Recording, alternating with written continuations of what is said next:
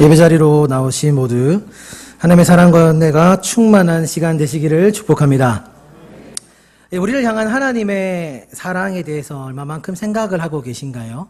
하루에 눈을 떴다가 하루를 지낼 때에 얼마만큼 하나님이 나를 사랑하신다라고 생각을 하고 계십니까? 그리고 지금 이 예배 자리에 온 이 순간에도 하나님께 영광을 돌리고 있지만 내 가운데 그런 어떠한 감격적인 그 사랑이 느껴지는 그 가운데 예배 자리에 임하고 계시는지 한번 우리를 돌아볼 필요가 분명히 있을 것 같습니다. 우리는 하나님을 만났던 그 감격적인 순간을 잊어버리고 살 때가 너무 많다는 것입니다. 저는 오늘 그 전도는 하나님의 능력이라는 말씀을 준비하면서 그냥 한번 제가 제 스스로의 삶을 한번 돌아보면서 내가 전도한 사람이 과연 얼마나 될 것인가 한번 생각을 해 보았습니다.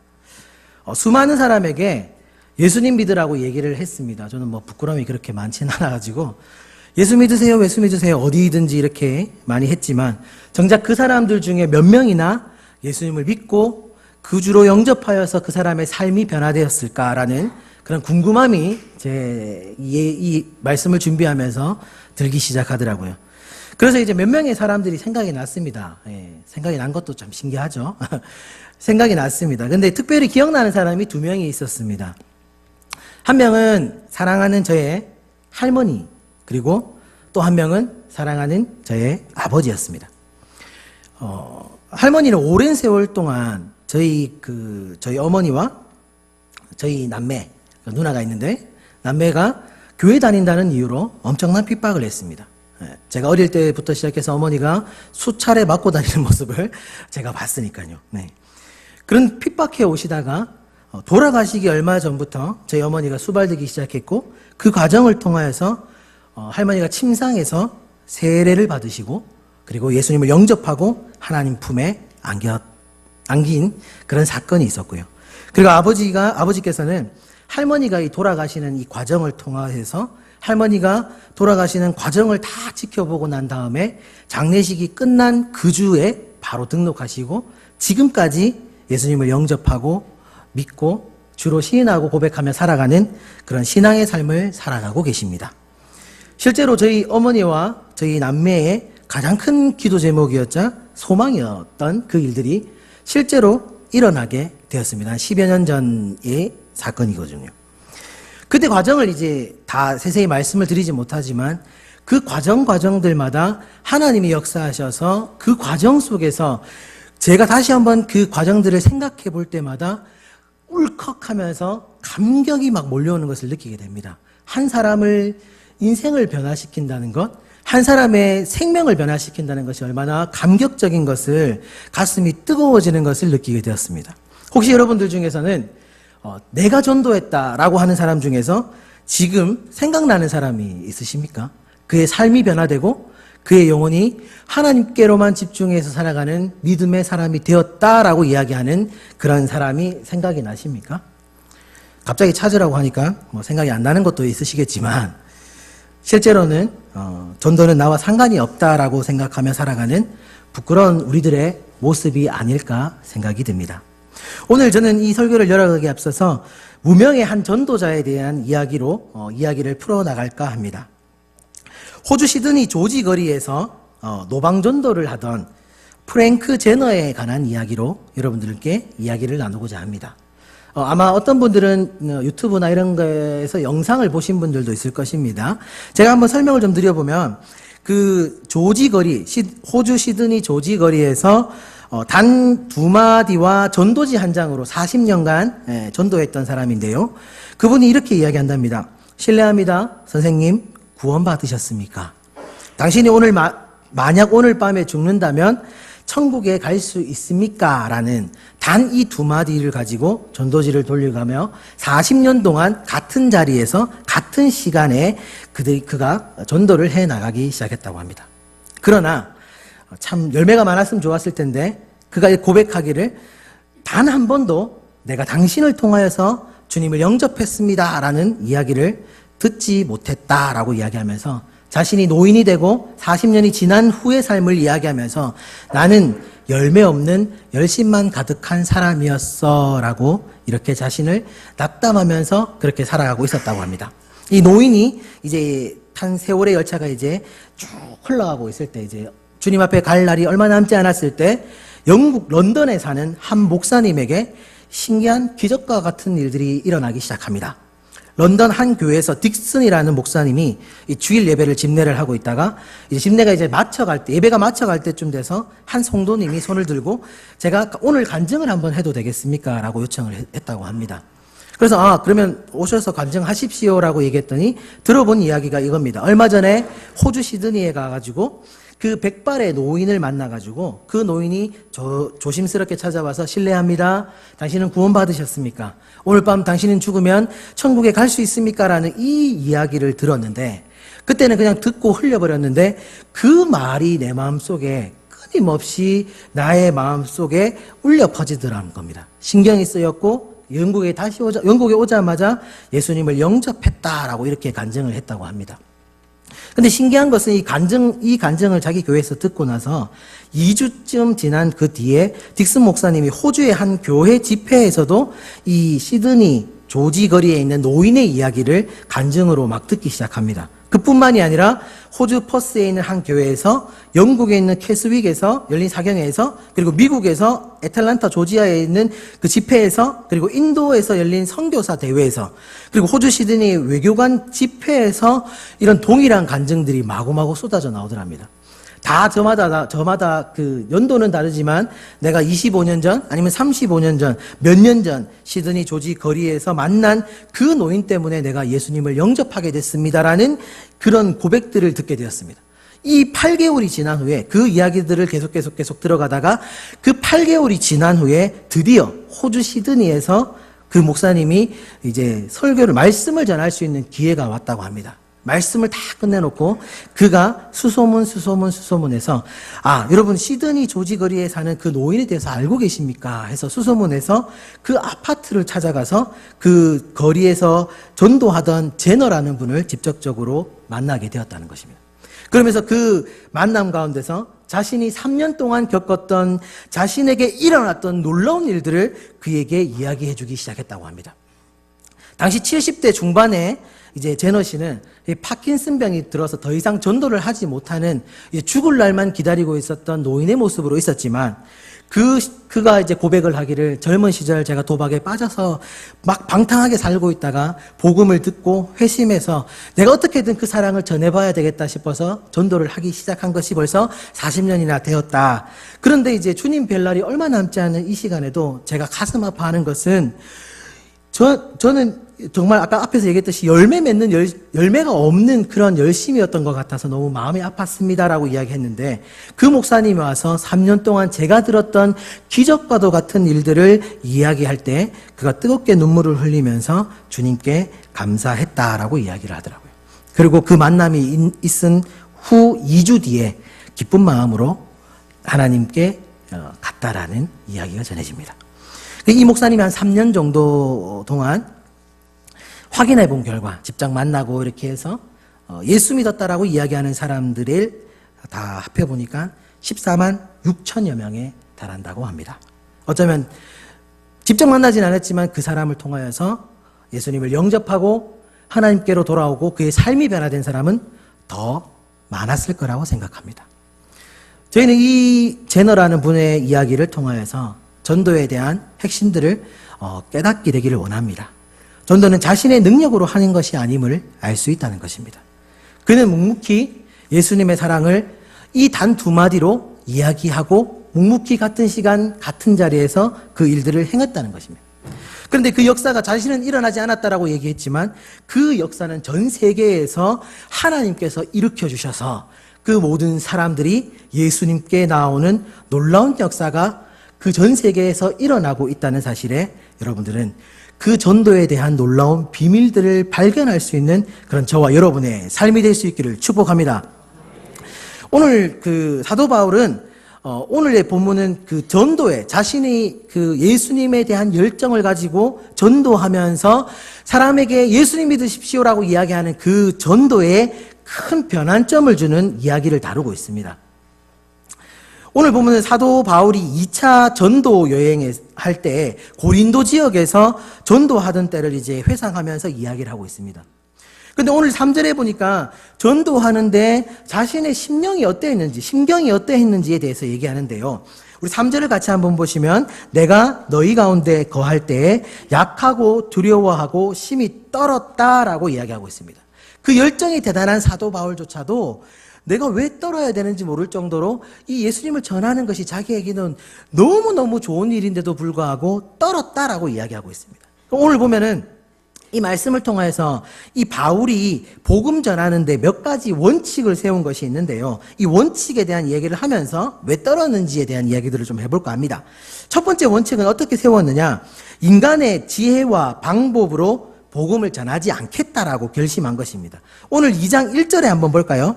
1절 우리 같이 한 번만 한 목소리로 한번 읽어보도록 하겠습니다. 시작.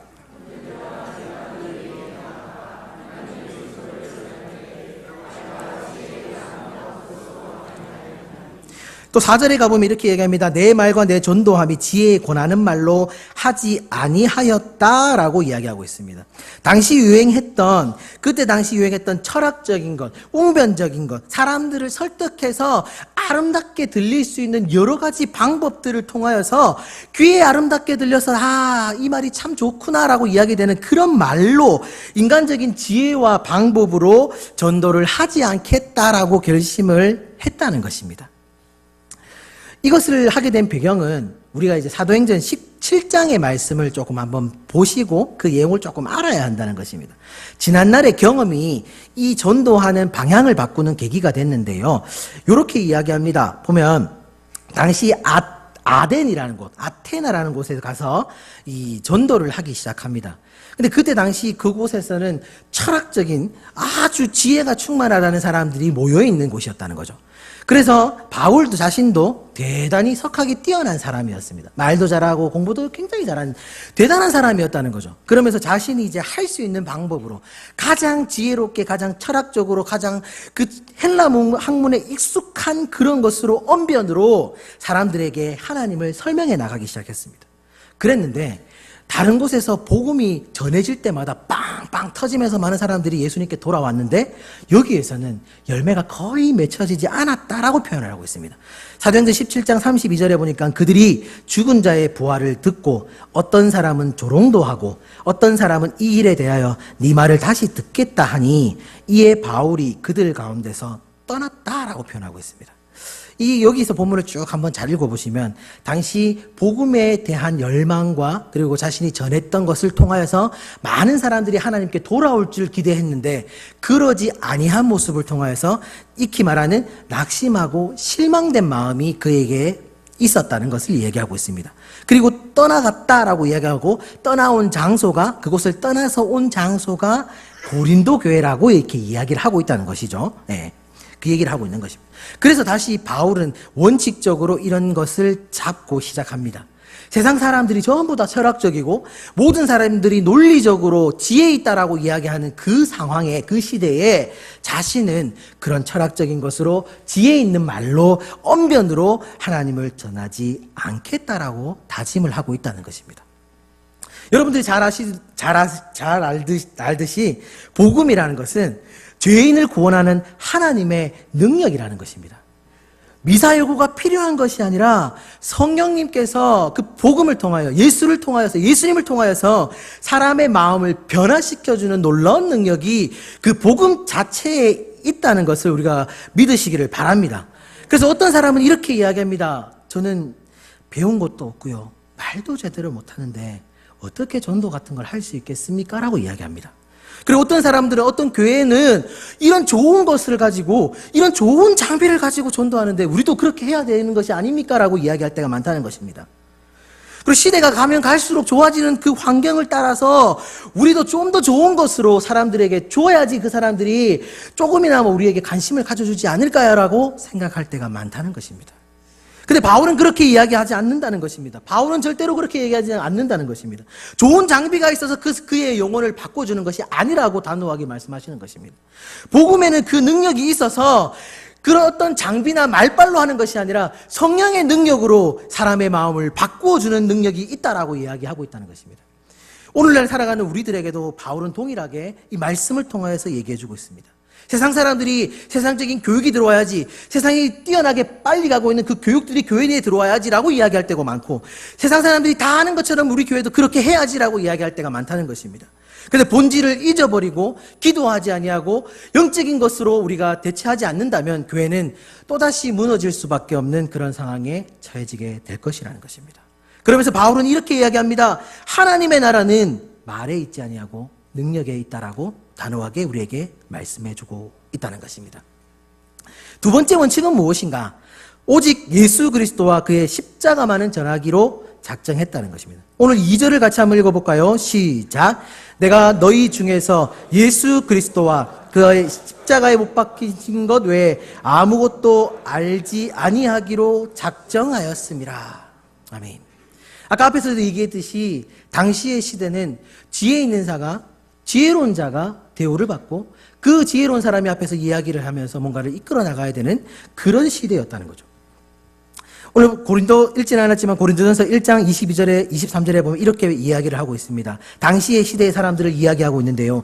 유대인은 표적을 구하고 헬라인은 지혜를 찾으나 우리는 십자가에 못 박힌 그리스도를 전하니 유대인에게는 거리끼는 것이요 이방인에게는 미련한 것이다 라고 이야기하고 있다는 것입니다.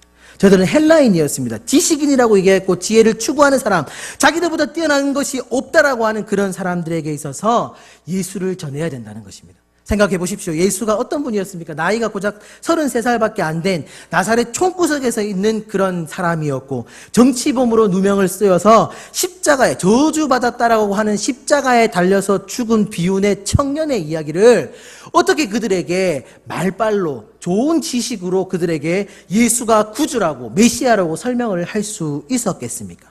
그래서 이 사도 바울은 그런 인간적인 방법과 생각들을 다 내려놓기 시작했다는 것입니다. 그래서 예수의 십자가만 전하겠다. 나는 예수님만 전하겠다라고 이야기를 하기 시작했다는 것입니다. 왜일까요? 우리는 잘 알아야 하는 것이 있습니다. 인간을 구원하는 유일한 하나님의 방법은 예수님의 십자가 사건밖에 없다는 사실을 믿으시기를 바랍니다. 예수 그리스도의 십자가 구원이 우리를 죄에서부터 우리를 영혼의 구원으로 인도해주는 하나님의 능력이 되는다는 사실을 믿으시기를 바랍니다. 고린도전서 1장 18절에 이렇게 얘기합니다. 십자가의 도가 멸망하는 자에게는 미련한 것이요 구원을 받는 우리에게는 하나님의 능력이 됨이라 라고 이야기하고 있습니다. 믿으십니까? 예수님께서 이 십자가 사건을 이야기하면서 자신의 내가 십자가에 달려 죽을 것이다라는 것을 예표하면서 이렇게 이야기합니다. 따온 구약의 말씀이 이겁니다. 이스라엘 백성이 광야에서 원망 불평하다가 독사에 물려서 죽어갈 그때에 하나님께서 모세를 통하여서 말씀합니다. 야 불뱀을 만들어 장대 위에서 달아라 라고 얘기하십니다. 그리고 그거를 쳐다보는 사람에게 살게 되겠다라고 말씀하십니다. 민수기 21장 8절에 이렇게 이야기합니다. 여호와께서 모세에게 이르시되 불뱀을 만들어 장대 위에 달라 물린 자마다 그것을 보면 살리라. 장대 위에 구리로 만든 그런 뱀을 본다고 어떻게 살아나겠습니까? 인간적인 생각으로 봤을 때 그거 본다고 어떻게 살아날까요? 그런데 말씀해 보면 그것을 본 자마다 살아나는 역사가 있게 되는 것입니다. 하나님의 놀라운 역사는 인간의 생각과 상식과 범주를 벗어나는 놀라운 구원의 능력이 있는 줄을 믿으시기를 바랍니다.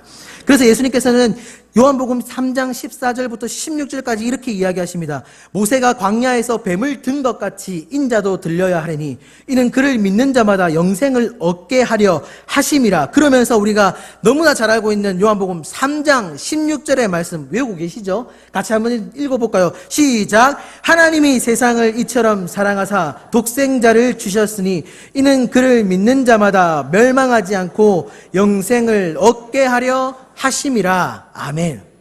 이 말씀이 이루어지기 위한 그 초석의 말씀은 예수가 들려야 한다는 겁니다. 예수 십자가 사건이 없으면 우리에게 구원이 있을 수가 없다라는 이야기를 우리에게 말씀해 주고 있다는 것입니다. 복음은 바로 이것이 우리에게 비밀이 되고 이것이 우리에게 주어지는 놀라운 능력이 되는 것을 말씀해 주고 있다는 것입니다. 그래서 십자가만이 유일한 복음을 전할 방법이다라고 고백하고 있는 것입니다. 그래서 고린도전서 1장 21절에 이렇게 또 이야기합니다. 바울은 하나님의 지혜에 있어서는 이 세상이 자기 지혜로 하나님을 알지 못하므로 하나님께서 전도에 미련한 것으로 믿는 자들을 구원하시기를 기뻐하셨도다. 우리가 전도해야 되는 명확한 이유가 여기 말씀에서 분명하게 우리에게 드러나고 있다는 것입니다. 우리가 이래도 전도를 안 하시겠습니까? 날마다 우리의 삶 속에서 전도로서 예수 십자가를 전하는 그런 저와 여러분이 되시기를 바랍니다. 근데 이제 여기에서 또 원칙으로 삼은 것이 또 있습니다. 바울이 이제 이런 철학적인 것으로 언변으로 하지 아니하겠다라고 이야기하면서 오늘 말씀 5절에 보면 이렇게 얘기합니다. 너희 믿음이 사람의 지혜에 있지 아니하고 다만 하나님의 능력에 있게 하려 한다라고 얘기합니다. 십자가의 복음의 능력이 모든 사람을 변화시키는 능력으로 나는 전도하겠다라는 이야기를 마지막으로 짚어서 이야기하는 것이죠. 그럼 왜 아까 앞에서 제가 얘기했던 두려워서 떨었을까에 대한 이야기를 하고자 합니다. 오늘 보니까 그가 성령의 나타나심과 능력이 없을까봐 심히 떨었다는 것입니다. 오늘 2장 4절에 보면 이렇게 이야기합니다. 내 말과 전도함이 설득력 있는 지혜의 말로 하지 아니하고 다만 성령의 나타나심과 능력으로 한다라고 이야기합니다. 바꾸어 말하면 이런 겁니다. 그 능력이 나에게 있을 때 나는 충만한 하나님의 능력을 행할 수 있는 복음 전도자로 살아갈 수 있다는 것입니다. 바꾸어 말하면 그 성령이 나와 함께 하지 않으면 내 말은 아무런 말도 되지 않는다라고 이야기하는 것과 마찬가지라는 것입니다. 그가 걱정하고 심히 떨었던 것은 그런 거였습니다. 실패를 경험하고 아덴에서 많은 사람들이 예수께 돌아오길 바랬지만 그러지 못하고 낙심했을 때 다시 이렇게 될까봐 두려워하면서 그가 끊임없이 기도하고 또 기도하고 기도하는 것은 하나님 나와 언제나 함께 해주십시오. 내 말 속에 성령의 역사가 일어나는 사람이 되기를 원합니다. 성령님이 함께하는 사람이 되기를 원합니다. 내 말이 아니라 하나님의 놀라운 복음의 능력의 역사가 일어나는 말이 되기를 원합니다라고 간구하고 기도했다는 것입니다. 모든 것을 포기하더라도 오직 그것만큼은 포기할 수 없다라고 이야기하는 것입니다. 그러면서 바울은 계속적으로 간구하고 성령이 나의 삶 속에서 언제나 동행하여 주시기를 간구하는 모습이 있었다는 거죠. 그러면서 이렇게 이야기합니다. 간구할 때마다 나는 약한 사람입니다. 나는 약한 사람입니다. 그렇지만 그리스도가 내게 능력이 됩니다라고 이야기하는 그의 고백이 그의 삶 속에서 일어나게 된다는 것입니다. 오늘 이 고린도의 본문을, 평행 본문을 가보면 이제 사도행전 18장의 말씀에 가보면 이렇게 이야기합니다. 사도행전 18장 9절과 10절에 보면은 밤에 주님께서 환상 가운데 바울에게 말씀하시되 두려워하지 말며 침묵하지 말고 말하라. 내가 너와 함께 있음에 어떤 사람도 너를 대적하여 해롭게 할 자가 없을 것이니 이는 이 성중에 내 백성이 많음이라 하시더라. 기도하고 하나님의 능력을 구했을 때 두려웠다는 내 마음이 아니라 하나님께서 내가 너와 함께해서 너에게 그 모든 길의 가운데 함께 해주겠다라고 하시는 약속의 말씀이 우리의 삶 속에서 흘러 넘쳐 나갈 수 있기를 바랍니다. 그러면 전도가 어렵지 않게 된다는 것입니다. 전도가 그냥 내가 해야 되기 때문에 두렵고 떨리고 힘든 그런 삶을 살아가게 된다는 것입니다. 그렇기 때문에 하지 못한다는 그런 마음의 어려움이 있다는 것입니다. 이렇게 되면 우리 삶 가운데서 누구나도 할 것 없이 예수 그리스도를 전하는 복음의 전달자로서 살아가게 될 줄 믿습니다. 제가 서두에 우리는 하나님의 사랑에 대해서 얼마나 많은 생각을 하고 있습니까? 라고 이야기를 했습니다. 이런 질문으로 했죠. 우리 하나님의 사랑은 어제나 오늘이나 그리고 앞으로의 우리의 삶 속에서 언제나 변함없는 하나님이신 줄을 믿으십니까? 그 사랑이 다만 나를 위한 사랑일까요? 아니면 구원받은 여기 모인 계신 우리 성도님들만의 사랑일까요? 어쩌면 하나님께서는 전 인류를 위한 그 하나님의 사랑을 펼쳐 보이시기를 원하신다는 거죠. 그것이 부족한 나를 통하여서, 부족한 우리를 통하여서 하나님의 사랑을 너는 알잖아. 너 그 사랑을 다른 사람도 알게 좀 부탁한다라고 우리에게 그 사명을 우리에게 맡겨주셨다라는 것을 생각할 때에 우리는 때를 얻든지 못 얻든지 하나님의 그 사랑들을 전할 수 있는 그런 저와 여러분의 삶이 될 수 있기를 바랍니다. 우리가 잘 아는 찬양 중에 복음송 중에 아버지 사랑 내가 노래해라는 찬양 알고 계시죠? 네. 그 찬양의 가사가 이렇습니다. 아버지 사랑 내가 노래해, 아버지 은혜 내가 노래해. 그 사랑 변함없으신, 거짓 없으신, 성실하신 그 사랑. 상한 갈 때 꺾지 않으시고 꺼져가는 등불 끄지 않는 그 사랑. 변함없으신, 거짓 없으신 그 사랑. 그 사랑이 날 위해 죽으셨고 그 사랑이 날 위해 다시 사셨고 그 예수 그리스도가 다시 오심을 믿고 그 사랑 가운데 있는다. 그리고 죽음도 생명도 천사도 하늘의 어떤 권세도 끊을 수 없는 예수님의 사랑이 우리 전 삶을 관통하면서 우리 삶 가운데 역사하시는 하나님의 사랑이 그 아버지 사랑 가운데 있다라고 고백하는 것이죠. 그 사랑이 우리 삶 가운데 있을진데 아버지의 사랑으로 그 사랑을 내가 사랑하는 사람뿐만 아니라 내가 속한 공동체, 내가 속한 사회, 내가 속한 직장에서 그 사랑들을 나누어 줄 수 있는 그런 저와 여러분의 삶이 될 때에 예수님께서 우리의 삶을 통하여서 영광 받으시는 귀하고 놀라운 일들이 일어나게 될 줄 예수님의 이름으로 축복합니다. 아멘. 기도하시겠습니다. 하나님 감사합니다. 오늘 선교주일을 맞이하여서 먼 곳에 있는 선교사님과 선교지를 위해서 기도하는 것도 중요하지만 하나님 먼저